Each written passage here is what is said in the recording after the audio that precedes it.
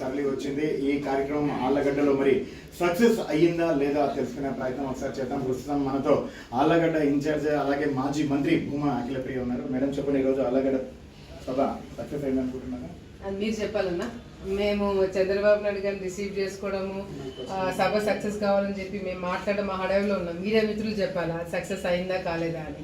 ఈరోజు సక్సెస్ అంటే చంద్రబాబు నాయుడు గారి సభ 25 సంవత్సరాల తర్వాత పెట్టినప్పుడు కార్యకర్తలు ప్రజలు స్వచ్ఛందంగా ఇంత పెద్ద స్థాయిలో రావడము కేవలము ఆలగడ్డ మేజర్గా ఉన్నా కూడా ఇతర తాలూకాల నుంచి కూడా చాలా మంది రావడం జరిగింది. ఆలగడ్డలో మెయిన్గా చాలా మంది దీన్ని ప్రిస్టేజ్గా తీసుకున్నారు. ఎందుకంటే వాళ్ళకు కూడా తెలుసు దీన్ని డిస్టర్బ్ చేయడానికి చాలా మంది కుట్రలు పడుతున్నారు. చాలా మీడియా కొన్ని ఛానల్స్ కూడా దాన్ని టార్గెట్ చేసి మాట్లాడుతున్నారు అని చెప్పి మా కార్యకర్తలు ప్రజలందరూ కూడా ప్రిస్టేజ్గా తీసుకొని దీన్ని ఇంకా కసిగా ప్రోగ్రామ్ సక్సెస్ చేశారు. నిజంగా ఈరోజు భూమా నాగిరెడ్డి గారిని గుర్తు నేను చేయలేదు, కార్యకర్తలు ప్రజలు ఈరోజు మళ్ళీ చంద్రబాబు నాయుడు గారికి భూమా నాగిరెడ్డిని గుర్తు చేయడం అంటే ఆ ప్రోగ్రామ్ సక్సెస్ అయిందని మేము అనుకుంటున్నాం.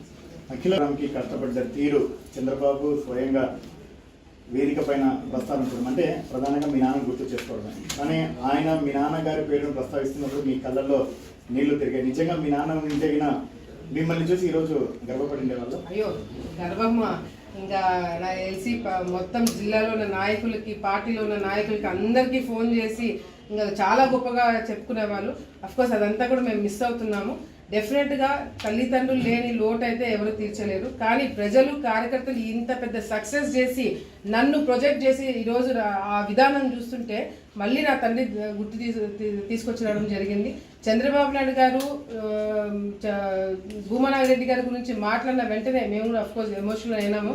ఎందుకంటే 25 సంవత్సరాల తర్వాత జరిగిన ఈ సభని చాలా ప్రిస్టేజ్గా తీసుకున్నాం. ఎక్కడ కూడా ఎటువంటి విషయాల్లో తగ్గకుండా కార్యకర్తలు ప్రతి ఒక్కరు రావాలని చెప్పి చాలా హార్డ్ వర్క్ చేసాము. అందరితో కోఆర్డినేట్ చేసుకున్నాము. ఎక్కడ ఎవరు ఇబ్బంది పడకుండా, ముఖ్యంగా మహిళలకు ఎక్కడ ఇబ్బంది పడకుండా చేయడానికి అన్ని విధాలుగా కృషి చేసినాము. పగలు రాత్రి అన్నీ కూడా ఇచ్చేసాం. చాలా టెన్షన్ పడినాము. ఎందుకంటే సార్ ప్రోగ్రామ్ 2 hours ప్రీపోన్ అయింది.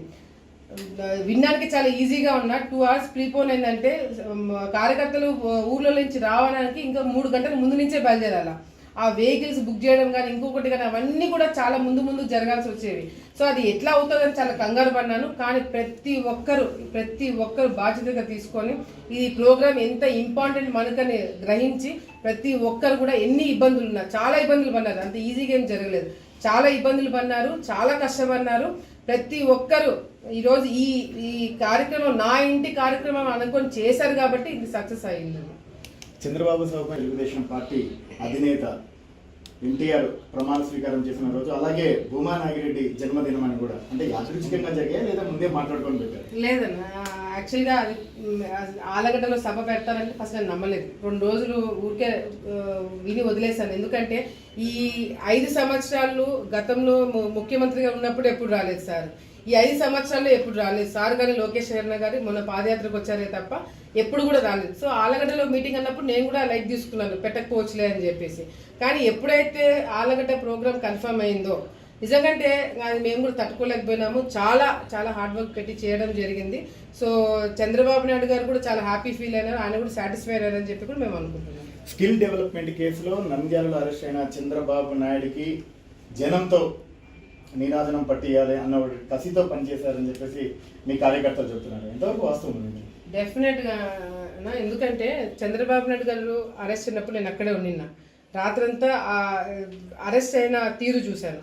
సో చాలా బాధాకరంగా ఉంది. మేము కూడా ఆమెను నిరాదీక్ష చేసినాము. ఎందుకు అంటే ఈరోజు చంద్రబాబు నాయుడు గారే కాదు, ఈ రాష్ట్రాన్ని కాపాడుకోవాలంటే చంద్రబాబు నాయుడు గారు తప్ప, లోకేష్ నాయుడు తప్ప వేరే దారి లేదు. సో డెఫినెట్గా ఆయన ఏదైతే చంద్రబాబు నాయుడు గారు అరెస్ట్ చేసినప్పుడు మేమందరం కూడా స్టేట్మెంట్ ఇవ్వడం జరిగింది. పతనం నంద్యాల జిల్లా నుంచే మొదలవుతున్నాయి, అది ఆలగడ్డ నుంచి మొదలవుతారని కూడా నాకు గట్టి నమ్మకం.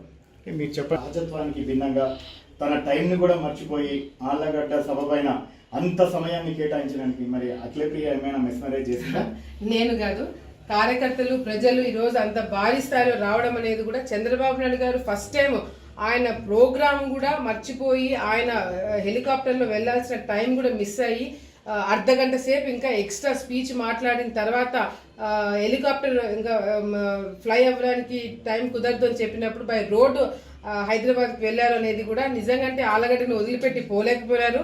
భూమా నాగిరెడ్డి గారు ఇంకా కొద్దిసేపు పెట్టుకున్నారని మేము కార్యకర్తలను అందరూ అనుకుంటున్నారు. చివరిగా చెప్పండి మేడం, ఏమైనా అఖిల ప్రియకు అసంతృప్తి ఉంది అంటే ప్రధానంగా ఆ స్టేజ్ పైన మీ పేరుని ఏదైనా ఆళ్లగడ్డ అభ్యర్థిగా ప్రకటిస్తారని ఏమైనా ఆశించారంటే చాలా వరకు కూడా ఆ సభా స్థలి వద్ద మీ కార్యకర్తలందరూ కూడా ఒక మాట మా అఖిలమ్మ పేరు ఈరోజు ప్రకటించవచ్చు అని చెప్పేసి అందరూ కూడా ఒక చర్చ అయితే జరిగింది, మేము కూడా విన్నాం. మీరేమైనా మీ వరకు వచ్చినా దానికి సంబంధించి ఏమైనా డిసప్పాయింట్ అయ్యారా? అన్న నేను ఒకటి చెప్పాను, నా ముఖం చూస్తే మీకు అర్థమైపోతుంది. అంత గ్రాండ్ ప్రోగ్రామ్ సక్సెస్ చేసిన తర్వాత బుద్ధునోడు ఎవడైనా టికెట్ అనౌన్స్ చేయలేదని చెప్పి మాట్లాడతారా? అనుకుంటారా? అసలు ఈ టికెట్ల విషయం అదే చెప్పాను కదా, నాకన్నా ఎక్కువ మీడియా మిత్రులకి చాలా కోరికగా ఉంది అనౌన్స్ చేయించాలని. నా మంచి కోరే మీరు కూడా అడుగుతుంటారు. బట్ టికెట్ విషయం గురించి కాదు, ఇది ప్రజలు కార్యకర్తలు ఈరోజు ఈ పార్టీ మేమందరం కూడా ఈరోజు మేము సక్సెస్ అవ్వాలన్నా మేము ఏది చేయాలన్నా కూడా చంద్రబాబు నాయుడు గారి సపోర్ట్ ఉంది, లోకేష్ గారి సపోర్ట్ బ్రహ్మాండంగా ఉంది. సో డెఫినెట్గా టికెట్ గురించి ఆలోచించే టైం కూడా లేదు. ఆల్రెడీ ప్రజల్లోకి తిరుగుతున్నాము, చేస్తున్నాము. గట్టి నాయకత్వం ఎవరికి ఇస్తే వాళ్ళకి టికెట్ డెఫినెట్గా వస్తుంది. మేడం, చివరి పార్టీలో అంతర్గత విభేదాలు ఏమైనా ఉన్నాయా? వాటిని ఏమైనా కలుపుకొని పోయి ముందుకు పోయేటటువంటి అవకాశాలు ఉన్నాయా? మిగిలిన జనసేనకు సంబంధించినటువంటి పార్టీ నేతలను కూడా కలుపుకొని ముందుకు పోయేటటువంటి ప్రణాళికలు ఏమైనా ఉన్నాయా? చూడన్నా, టీడీపీ పార్టీలో నాకు ఎవరితో ఏం ప్రాబ్లం లేదు. ఒకే ఒక వ్యక్తితో నాకు ప్రాబ్లం కూడా కాదు, ఇట్ ఈస్ అన్నెసెసరీ డిస్కషన్, అదొకటి. రెండోది వచ్చేసి జనసేన వాళ్ళతో నాకు ఎవరితో ప్రాబ్లం లేదు, అది బయట ఎక్కువ ఊహించుకుంటున్నారు. ఇప్పుడు జనసేన వాళ్ళు ఎవరు రావాలా, ఎవరు పైన కూర్చోవాలా, ఎక్కడ ఉండాలి, ఏందనేది కూడా మొత్తం లిస్ట్ నా చేతికి వచ్చింది. ఆ లిస్ట్ నా చేతికి వచ్చిన దాని ప్రకారం మనం చేయడం జరిగింది. ఇంకా లిస్ట్లో కొంతమంది పేర్లు లేదు అంటే నేనేం చేయగలుగుతాను, అది వాళ్ళు చూసుకోవాలి వాళ్ళ పార్టీలో. సో కానీ జనసేన వాళ్ళు కూడా ఈరోజు చాలా భారీ స్థాయిలో రావడం జరిగింది. వాళ్ళందరూ కూడా నేను ధన్యవాదాలు తెలియజేసుకుంటున్నాను. కదిలిరా అనే ప్రోగ్రాంను సక్సెస్ చేయడం జరిగింది. టీడీపీ అధినేత అక్కడ మాట్లాడడం జరిగింది. ఈ నేపథ్యంలో మనతో మాట్లాడేందుకు మాజీ మంత్రి భూమా అఖిలప్రియ గారు ఉన్నారు. నా దగ్గర ప్రత్యేక చేద్దాం. కూడా చెప్పండి, అసలు దాదాపుగా మీకు అంతగా పెద్దగా అంటే 5 ఏళ్ళ తర్వాత ఇక్కడ ఈ సభ పెట్టడము, అదేవిధంగా మీకు ఏ విధంగా ఎవరెవరు సాయం చేశారు? చూడండి, ఆ అవకాశం నాకు ఇవ్వడం అనేది నిజంగా నా అదృష్టంగా భావిస్తున్నాను. చంద్రబాబు నాయుడు గారు గతంలో ఆయన ఆళ్ళగడ్డకి వస్తున్నారు అంటే ఏనుగుతో గుర్రాలతో చాలా భారీగా స్వాగతం పలుకున్నారు భూమా నాగిరెడ్డి గారు. మళ్ళీ అటువంటి అదృష్టము నాకు దక్కడం అనేది నిజంగా ఆ బాధ్యతలన్నీ కూడా తీసుకొని కేవలం నేనే కాదు, నాకు తెలిసి నాతో పాటు చాలామంది ఈరోజు ఒక టీం వర్క్ చేయడం అనేది సక్సెస్ చేసినాము. ఇతర తాలూకా నుంచి కూడా చాలామంది రావడం జరిగింది. కానీ మేజర్గా ఈ ప్రాంతంలో జరుగుతున్న మీటింగ్ కాబట్టి చాలామంది ఇక్కడి నుంచి రావడం జరిగింది. ఆలగడ్డ ప్రాంతంలో ఈరోజు దాదాపుగా 45,000 మంది పైన ఈరోజు కేవలం ఆలగడ్డ తాలూకా నుంచి వచ్చినారంటే దీనికి మించి ఆశీర్వాదానికి ఏముంటాయనేది కూడా నాకు తెలియదు. ఎందుకంటే ఈరోజు మళ్ళీ చంద్రబాబు నాయుడు గారికి భూమా నాగిరెడ్డిని గుర్తు చేసింది నేను కాదు, కార్యకర్తలు, ప్రజలు. సో చంద్రబాబు నాయుడు గారు మాట్లాడుతున్నప్పుడు భూమా నాగిరెడ్డి గారు పేరెత్తినారంటే నాకు అదే సంతోషం అనిపించింది. ఆయన వెళ్ళేటప్పుడు కూడా చాలా బాగా చేశామని చెప్పి చెప్పడం, ఆ చిన్న మాట కోసము ఈరోజు బాధ్యతలన్నీ కూడా తీసుకొని ఈ కార్యక్రమం చేయడం జరిగింది. తెలుగుదేశం పార్టీ కార్యకర్తలు కావచ్చు, ప్రజలు కావచ్చు, ఇక్కడ నంద్యాల నుంచి కొంతమంది టీం వచ్చినారు, కార్యకర్తలు వచ్చినారు. మా వాళ్ళు ఆలగడ్డలో ప్రతి ఒక్క కార్యకర్త చాలా చాలా ప్రెస్టేజ్గా తీసుకొని ఇది మనం నిరూపించి చూపించాలా అనే ఒక కసితో ఈరోజు చేశారు. సో గ్రాండ్ సక్సెస్ చేసేందుకు ప్రతి ఒక్కరు కూడా నేను పేరు పేరు ధన్యవాదాలు తెలియజేస్తున్నాను. అంటే చంద్రబాబు ఆనాడు ఆత్మగౌరవం కోసం ఎన్టీఆర్ జనవరి 9, అదేవిధంగా వచ్చేసి ఈ రోజు భూమా నాగిరెడ్డి జన్మదినం 9 ఉంది. ఈ సక్సెస్ ఎలా చూడొచ్చు అంటారు ఈరోజు ఈ రెండు రావడం? చంద్రబాబు నాయుడు గారు భూమా నాగిరెడ్డి గారు అంటే చాలా అభిమానం ఉంది. భూమా నాగిరెడ్డి గారికి కూడా సార్ అంటే చాలా చాలా చాలా రెస్పెక్ట్ ఉండేది. ఆయన చనిపోయిన తర్వాత కూడా నాకు మంత్రి పదవి ఇవ్వడమే కాకుండా కుటుంబాన్ని కాపాడుకోవడానికి ఏ విధంగా నాకు సాయం చేయాలి అన్ని విధాలుగా నాకు సాయం చేయడం జరిగింది. లోకేష్ అన్న గారు నాకు ఆ విధంగానే చేయడం జరిగింది. ఈరోజు సార్ సభలో ఎన్టీ రామారావు గారు కూడా ఈ రోజే ముఖ్యమంత్రి అయినారు 9వ తారీఖు అనేది యాక్చువల్గా మేము అది మిస్ అయినాము. సార్ చెప్పిన తర్వాత మాకు కూడా చాలా గర్వంగా అనిపించింది. సో డెఫినెట్గా ఇవన్నీ కూడా కలిసి రావడము, ఆలగడ్డలో పెట్టడము, ఇది సక్సెస్ కావడం అనేది నా అదృష్టంగా భావిస్తున్నాను. ముఖ్యంగా మీరు చాలా బాధపడ్డానంటారు. అసలు ఎవరు అకౌంట్ మన టీడీపీలో ఉన్నారా? టీడీపీ కోవట్లే కదా, కానీ ఇది కేవలం ఒక్కరిని ఉద్దేశించి కాదు. నాకు తెలిసి కోవట్లు అనేది ప్రతి ఒక్క పార్టీలో తయారవుతున్నారు. ఎందుకంటే ఇప్పుడు చేసే రాజకీయాలు ఏ విధంగా తయారయ్యారంటే కాంప్రమైజ్ రాజకీయాలు, అదేవిధంగా సీజనల్ పొలిటీషియన్స్ ఎక్కువైనారు. డెఫినెట్గా కోవట్లు అనేది రేపు పొద్దున చంద్రబాబు నాయుడు గారు ముఖ్యమంత్రి అయిన తర్వాత లోకేష్ గారు ఆయనకు ఒక రెడ్ బుక్ ఉంది. ఆ రెడ్ బుక్లో కేవలం అధికారులే కాదు కోవట్ల లిస్ట్ కూడా ఉంది. డెఫినెట్గా వాళ్ళందరినీ కూడా పార్టీలో నుంచి ఎటువంటి యాక్షన్ తీసుకొని వాళ్ళందరి మీద కూడా యాక్షన్ తీసుకోవడం జరుగుతుంది. ఎందుకంటే వాళ్ళ వల్ల చాలామంది కార్యకర్తలు కావచ్చు, లీడర్లు కావచ్చు ఇబ్బంది పడ్డారు కాబట్టి తప్పకుండా రేపు పొద్దున చర్యలు ఉంటాయని చెప్పి కూడా తెలియజేస్తారు. ఇక లోకల్ ఎమ్మెల్యే గురించి అసలు ఆయన విజేందర్ రెడ్డి అంటున్నారు. అసలు ఈసీ అన్నం తినడం మానేశాడు, కంప్లీట్గా ఇసుకనే తింటున్నాడు అని చెప్పేసి మొత్తం పార్లమెంట్లో ఉన్న 7 ఎమ్మెల్యేల గురించి కూడా ప్రస్తావన జరిగింది. ఎలా గురించి అంటే ఇది కేవలము నంద్యాల పార్లమెంటు, కర్నూలు పార్లమెంటు కాదు, ఇది రాష్ట్రం మొత్తం కూడా నేను చెప్పినట్టు వైఎస్ఆర్సీపీ పార్టీ రౌడీలను గుండాలు తయారు చేస్తున్నారు. ఎమ్మెల్యేలు ఎవరైతే గెలిచినారో వాళ్ళందరూ కూడా వైసీపీ తరఫు నుంచి రౌడీలుగా గుండాలుగా వాళ్ళు 10 మందిని తయారు చేసి వాళ్ళందరూ కూడా ప్రజల మీదకి వదులుతున్నారు.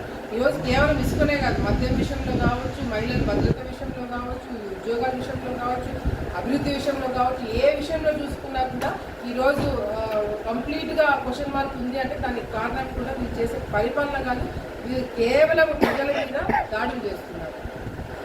జనసేనతో కూర్చుంటున్నారు, కొత్త మీద వెళ్తున్నారు. ఇక్కడ జనసేన కొంతమంది లీడర్ కాలేదని చెప్పేసి కూడా కొంచెం బయట టాక్ నడుస్తుంది.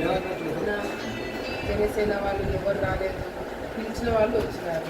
ఇప్పుడు చంద్రబాబు నాయుడు గారి పక్కన ఆలగడ్డ ఇన్ఛార్జ్ మల్లయ్య కూర్చున్నారు, ఆయనతో పాటు పక్కన సురేష్ గారు కూర్చున్నారు. వాళ్ళకి సంబంధించిన పాస్ ఇచ్చాం, వాళ్ళకి సంబంధించిన వ్యక్తులు వచ్చినారు. ఇంకా ఎవరెవరు రాలేదు, ఎక్కడెక్కడ రాలేదు అని చూసుకుంటే ఇంకా నేను చంద్రబాబు నాయుడు గారు సభ నడపాలా, లేకపోతే కార్యకర్తల్ని జనసేన కార్యకర్తలు ఎవరైనా రావాలి వాళ్ళ ఉద్యోగించుకోవాలా, ఏం చేయాలా? ఈరోజు ప్రతి ఒక్కరు కూడా దీన్ని డిస్టర్బ్ చేయడానికి ఈ సక్సెస్ అవ్వాలని ఎంతమంది మనస్ఫూర్తిగా కోరుతున్నారో దాంట్లో సగం మంది దీన్ని ఫెయిల్యూర్ చేయాలని అంతేమంది ప్రయత్నం చేస్తున్నారు. తప్పకుండా ఈ సక్సెస్ అవ్వడానికి ముఖ్యమైన కారణం కార్యకర్తలో ఉన్న కసి కాబట్టి ఎవరు కూడా దాన్ని ఆపలేకపోతారు.